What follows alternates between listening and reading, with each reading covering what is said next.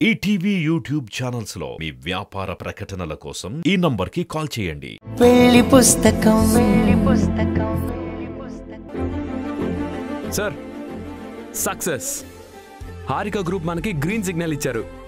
ఓ congrats నందు, congrats. నువ్వు సాధిస్తావని నాకు తెలుసయ్యా. ఇలాంటి విజయాలే నిన్ను పర్ఫెక్ట్ సీఈఓని చేస్తాయి. సార్ మీకు ఒక ఇంపార్టెంట్ విషయం చెప్పాలి. ఈరోజు మీట్ అయిన హారిక సేమ్ టు సేమ్ మీ అమ్మాయి నిహారికలానే ఉన్నారు సార్.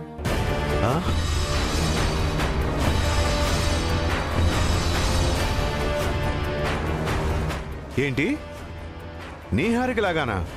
అవును సార్, నేనే చూసి స్టన్ అయ్యానంటే మీరు అసలు మీ కళ్ళని నమ్మలేరు.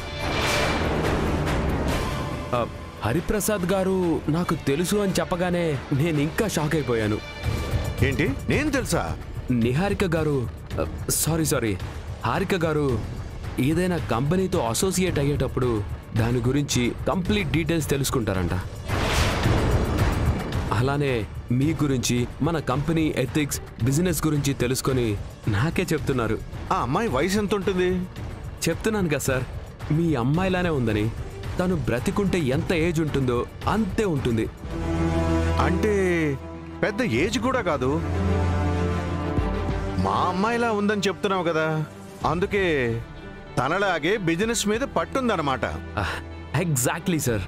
ఆమె మాటలు, కాన్ఫిడెన్స్ చూస్తుంటే మీరు నిహారిక గారి గురించి చెప్పే ప్రతి మాట నాకు ఒక్కొక్కటిగా గుర్తొస్తుంది.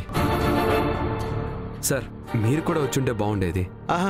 పర్లేదు నందు, డీల్ సెట్ అయితే డైలీ కలవాల్సిందే కదా. అవును, ఈ ప్రాజెక్ట్ విషయంలో మనకి ఎవరు కాంపిటీషన్కి రాలేదా? ఎందుకు రాలేదు సార్, వచ్చాడు. ఎవరు? నేనే.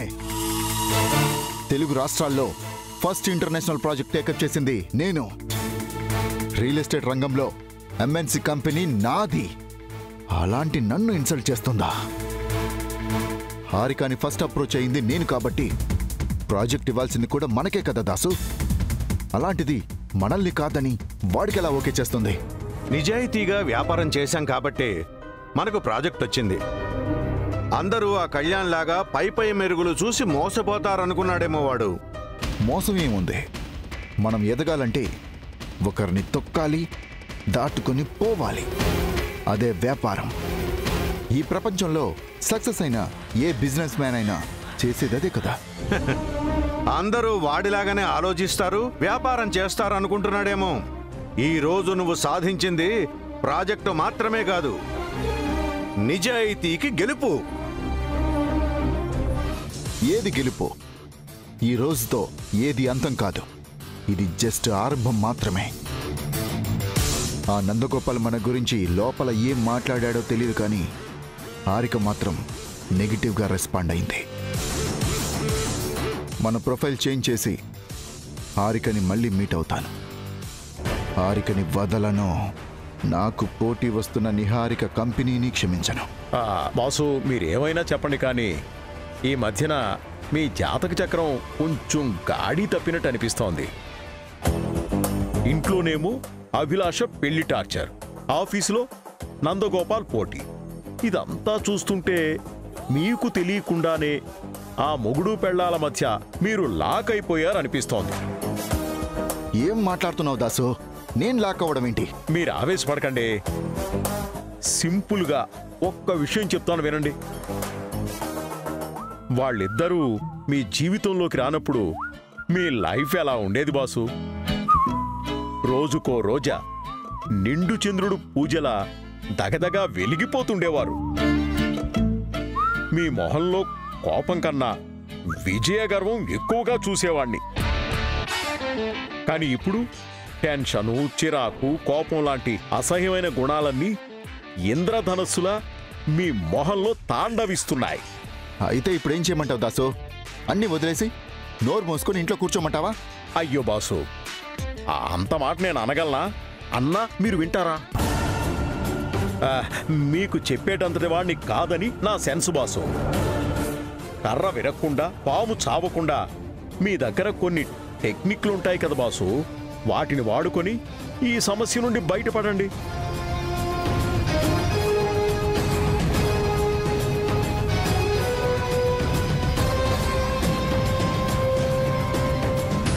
నా కంటికి ఒకటే దారి కనిపిస్తుంది దాసు.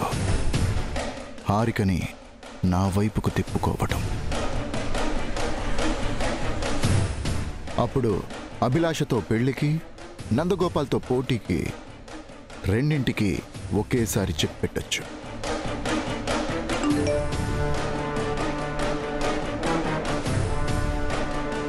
వీడేంటి ఇప్పుడు మెసేజ్ చేశాడు?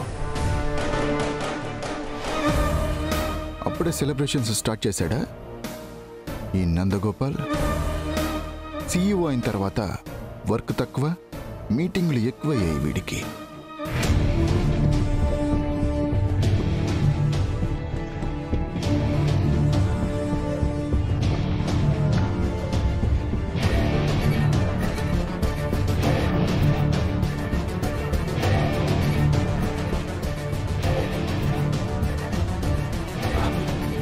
Good evening all. ఈరోజు ఈ మీటింగ్ అరేంజ్ చేయడానికి మెయిన్ రీజన్ ఈ కంపెనీ అభివృద్ధిలో మీ నుండి సలహాలు సూచనలు తీసుకోవడం.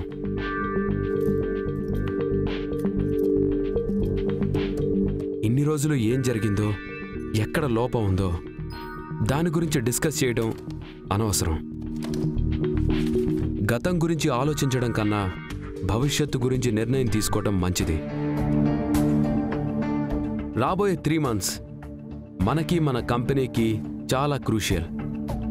మనల్ని మనం ప్రూవ్ చేసుకుంటూ కంపెనీ డెవలప్మెంట్ కోసం అందరం కష్టపడాలి.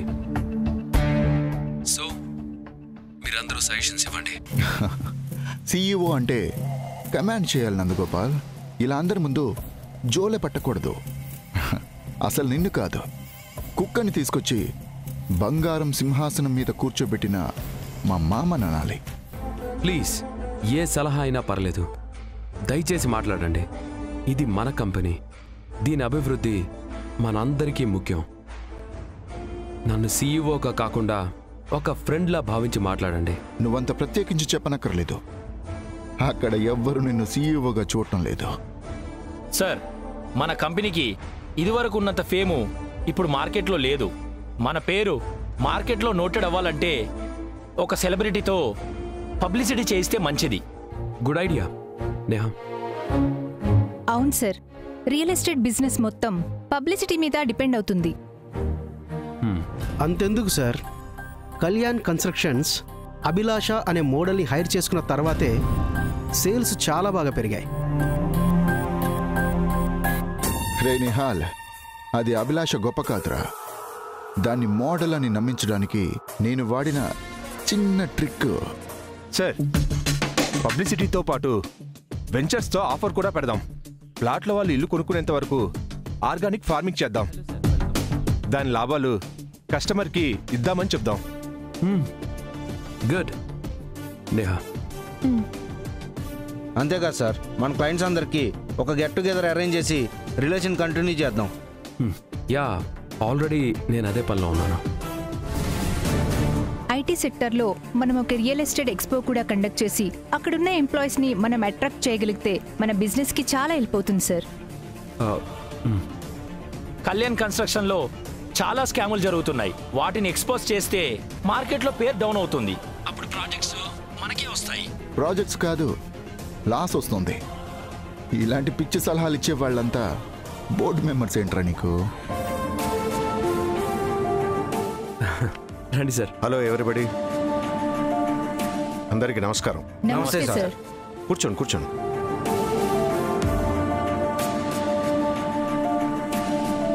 Please continue.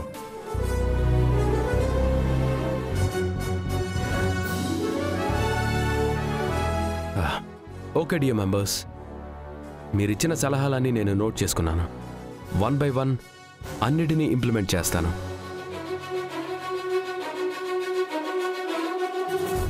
మీ అందరికీ ఒక ఇంపార్టెంట్ ఇన్ఫర్మేషన్ ఇవ్వాలి.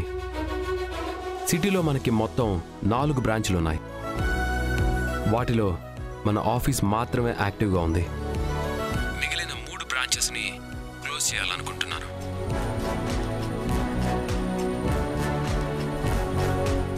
మరి ఎంప్లాయీస్? అక్కడున్న బెస్ట్ ఎంప్లాయీస్ని ఇక్కడికి రిక్రూట్ చేసుకొని మిగిలిన వాళ్ళకి 2 months అడ్వాన్స్ శాలరీ ఇచ్చి టెర్మినేట్ చేస్తాం సార్. యూనియన్ నుండి ప్రాబ్లం వస్తుందేమో సార్. కంపెనీ నష్టాల్లో ఉన్నప్పుడు మ్యాన్ పవర్ తగ్గించడం మనమేం కొత్తగా చేయటం లేదు. యూనియన్ లీడర్స్తో నేను మాట్లాడతాను. సార్, యూనియన్ అంటే మీ గవర్నమెంట్ ఆఫీస్ వాళ్ళలా కాదు. వీళ్ళు కార్పొరేట్ వాళ్ళు, కొంచెం రూడ్గా బిహేవ్ చేస్తారు. ఎవ్వరు ఎలా బిహేవ్ చేసినా హ్యాండిల్ చేయడానికి నేనున్నా నిహాల్, నువ్వు టెన్షన్ పడకు. సార్, మీరేమైనా సజెషన్ ఇవ్వాలనుకుంటున్నారా? నథింగ్ నందు, ఈ రోజు నాది ప్రేక్షక పాత్ర మాత్రమే. నువ్వు కంటిన్యూ చేయి. సార్, మనం ప్రాఫిట్స్ గురించి అనుకున్న న్యూస్ మీరే చెప్పాలి. నేనెందుకు నందు? ఇది నీ ఆలోచన, నీ కృషి. సో నువ్వు అనౌన్స్ చేస్తేనే మంచిది.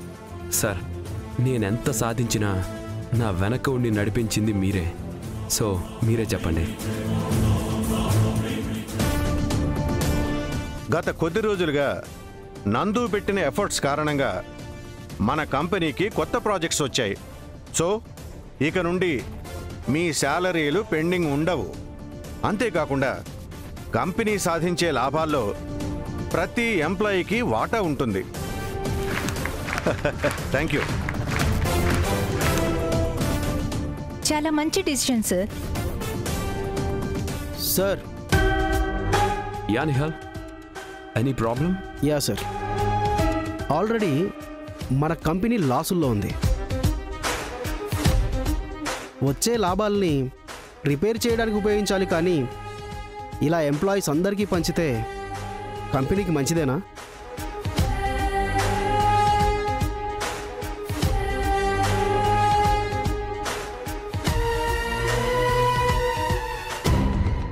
ఇది నీ అనుమానమా, భయమా? రెండూ సార్. ఎన్నో ఏళ్లుగా నిహారిక కన్స్ట్రక్షన్స్లో పనిచేస్తున్న విశ్వాసంతో ఈ కంపెనీ ఫ్యూచర్ గురించి ఆలోచించి అడుగుతున్నాను.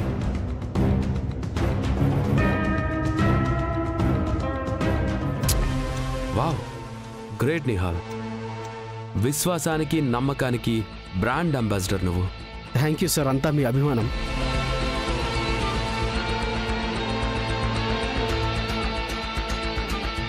సార్, నేను వచ్చినప్పటి నుంచి గమనిస్తున్నాను, ఈ కంపెనీలో జరిగే ప్రతి ఇంపార్టెంట్ మీటింగ్లో ఎవరున్నా లేకపోయినా నిహాల్ ఉంటాడు. ఈరోజు కూడా చూడండి, బోర్డ్ మెంబర్స్కి మాత్రమే జరిగే మీటింగ్కి మన నిహాల్ అటెండ్ అయ్యాడు. అంటే ఏదైనా ఇంపార్టెంట్ పాయింట్స్ ఉన్నాయేమోనని నోట్ చేసుకుందామని వచ్చాను సార్. ఎస్, నేనేం కంప్లైంట్ చేయడం లేదు నిహాల్, కాంప్లిమెంట్ ఇస్తున్నాను. Thank you sir. ఏదో తేడాగా ఉందండి. నీలాంటి ఎంప్లాయీస్ ఉన్న కంపెనీకి పోటీ ఉండదు, దివాళా తీయటం తప్ప వేరే దారి ఉండదు. కంపెనీ భవిష్యత్తు మొత్తం నీ జేబులో పెట్టుకొని తిరుగుతున్నావు.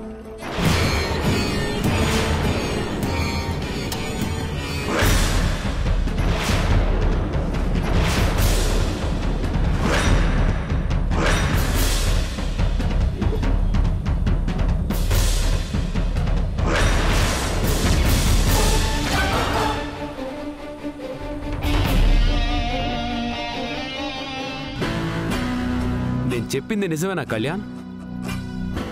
ఇంత దొంగతనంగా తొంగి తొంగి చూసే బదులు డైరెక్ట్గా మీటింగ్కి రావచ్చు కదా. మాజీ సీఈఓగా నీకా మాత్రం హక్కు అర్హత ఉన్నాయి. చూసింది చాలు, కానీ ఏదైనా సలహాలు సూచనలు ఉంటే విచ్చలవిడిగా చెప్పచ్చు.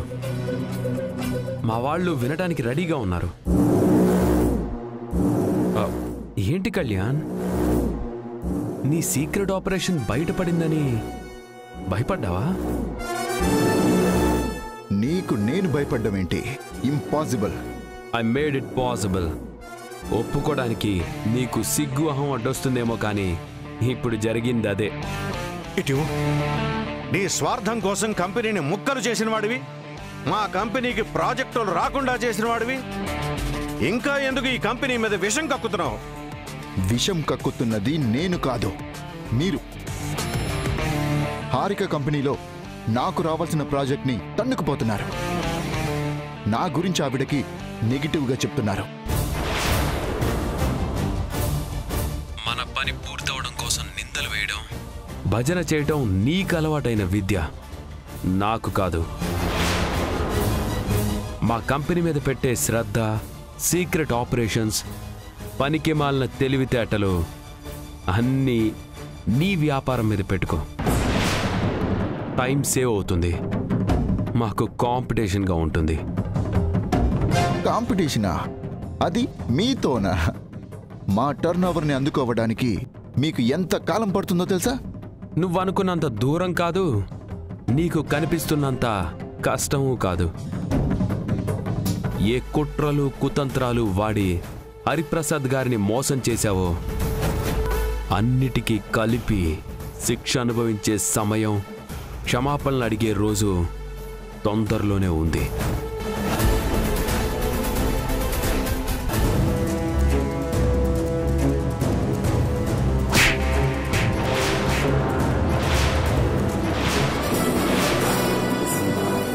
సారీ సార్, తప్పైపోయింది.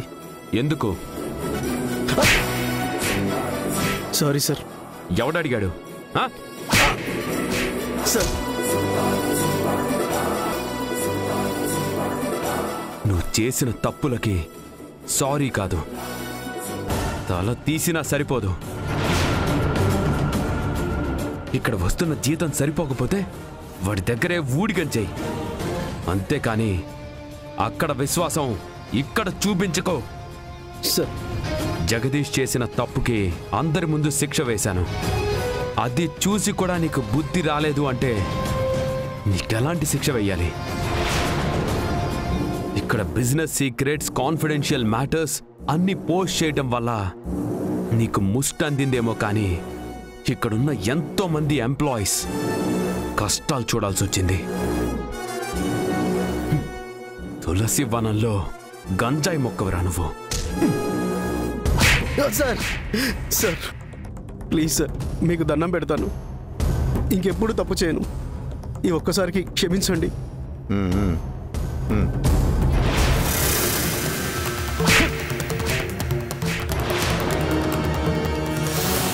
నిన్ను క్షమించడం అంటే ఈ కంపెనీ అంతటికీ శిక్ష వేయడమే.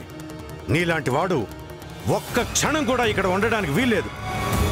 ఇంకొకసారి నువ్వు కాదు కదా, నీ నీడ కూడా ఆఫీస్ కాంపౌండ్లో కనిపించడానికి వీల్లేదు. Get lost.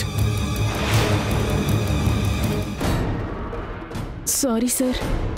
నువ్వెందుకు సారీ చెప్తున్నావు? అంటే నువ్వు కూడా కళ్యాణ్ మనిషా? కాదు సార్, నిహాల్ మీద నాకు చాలా రోజుల నుంచి అనుమానం ఉంది. కానీ నిజం చెప్తే ఎక్కడ నాకు థ్రెట్ అవుతుందోనని సైలెంట్గా ఉన్నాను. చూడు నేహా, మన కంపెనీలో నిజాయితీగా పనిచేసే ప్రతి ఒక్కరి సేఫ్టీ మా బాధ్యత. ఇప్పుడు ఎవరో ఏంటో అర్థమైంది కదా, so don't repeat this again. Okay sir. ఇది నేహా ఒక్కదానికే కాదు, ఇక్కడున్న అందరికీ చెప్తున్నాను. నిజాయితీగా పనిచేస్తే ఖచ్చితంగా గుర్తింపు ఉంటుంది. మీరు సంపాదించే ప్రతి రూపాయి ఇక నుండి కంపెనీ మాత్రమే తీసుకోదు, మీతో పంచుకుంటుంది. అందరం కలిసి ఒక కుటుంబంగా ఉందాం. నిహారిక కన్స్ట్రక్షన్స్ పరువుని పేరుని నిలబెడదాం. నందగోపాల్ గారు, ఇన్ని రోజులు మీరు సీఈఓగా ఫిట్ అవుతారో లేదో, హరిప్రసాద్ గారు కరెక్ట్ డెసిషన్ తీసుకున్నారో లేదో మాకు అర్థం కాలేదు. కానీ కొన్ని రోజులుగా ఆఫీసులో జరుగుతున్న మార్పులు, మీరు తీసుకుంటున్న నిర్ణయాలన్నీ చాలా రెవల్యూషన్గా, పాజిటివ్గా ఉన్నాయి. అవునండి, బోర్డు అందరి తరపున నేను మీకు హామీ ఇస్తున్నాను. మీరు చెప్పిన ప్రతి మాటని తూచా తప్పకుండా పాటిస్తాం. ఈ కంపెనీని టాప్ పొజిషన్లోకి తీసుకెళ్దాం. Yes sir. ఈ రోజు నుండి మీతో పాటు మేమందరం కూడా కష్టపడతాం. మీకు అన్ని రకాలుగా సపోర్ట్ చేస్తాం.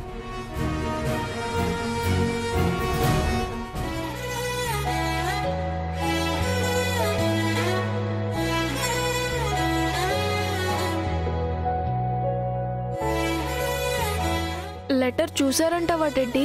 ఎందుకు చూడరు సిద్ధు? లంచ్ తినాలంటే బాక్స్ ఓపెన్ చేయాలి. బాక్స్ ఓపెన్ చేస్తే లవ్ లెటరు, స్వీట్ బిస్కెట్స్ ఉంటాయి. సో కన్ఫర్మ్ గా చూస్తారు. ఈ ప్లాన్ స్టార్ట్ చేసినప్పటి నుండి నీకు డౌట్లు ఎక్కువ అవుతున్నాయి. డౌట్లు కాదు టెడ్డీ, మా అమ్మ పప్పాల్ని కలపడం కోసం మనం వేసిన ఫస్ట్ ప్లాను సక్సెస్ అవుతుందో లేదోనని భయం. అంటే నీకు నా ప్లాన్ల మీద నమ్మకం లేదా? ఎందుకు లేదు? నాకే ప్రాబ్లం వచ్చినా ఫస్ట్ చెప్పేది నీకే కదా టెడ్డీ. అప్పుడైతే నా మీద, నా ప్లాన్ల మీద నమ్మకం ఉన్నప్పుడు అస్సలు భయపడకూడదు. ఏ పనైనా సరే కాన్ఫిడెంట్గా ఉంటేనే మనం సక్సెస్ అవుతాం. Okay Teddy. మీ పప్పా లెటర్ చూస్తారో లేదో నాకు టెన్షన్ ఏం లేదు సిద్ధు. ఆ లెటర్ చూసిన తర్వాత ఇంటికొచ్చి ఎలా రియాక్ట్ అవుతారో చూడాలనుంది. ఎలా రియాక్ట్ అవుతారో నాకు తెలుసు. తెలుసా? అవును, మూవీలో చూపిస్తారు కదా, ఇలా ఇలా మెలకలు తిరిగిపోతూ, అమ్మ ముందు సిగ్గుపడుతూ, కళ్ళల్లోకి చూడలేక, సరిగ్గా మాట్లాడలేక, భలే ఫన్నీగా ఉంటుంది కదా.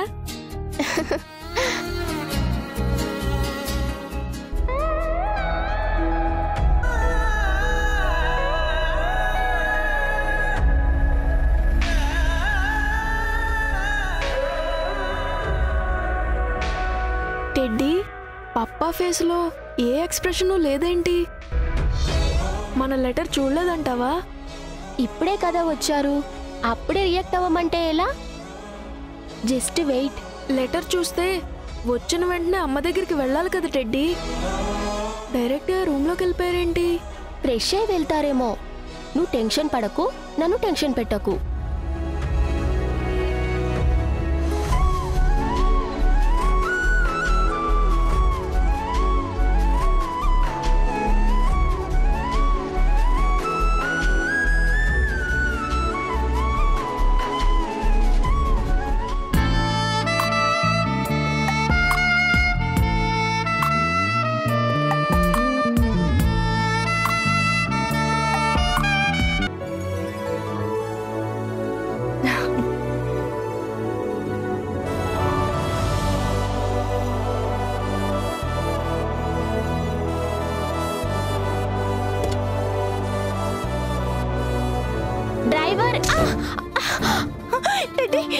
ఈటీవీ విన్ యాప్ రోజుకి కేవలం రూపాయి మాత్రమే. ఇప్పుడే ఈటీవీ విన్ యాప్ డౌన్లోడ్ చేసి సబ్స్క్రైబ్ చేయండి.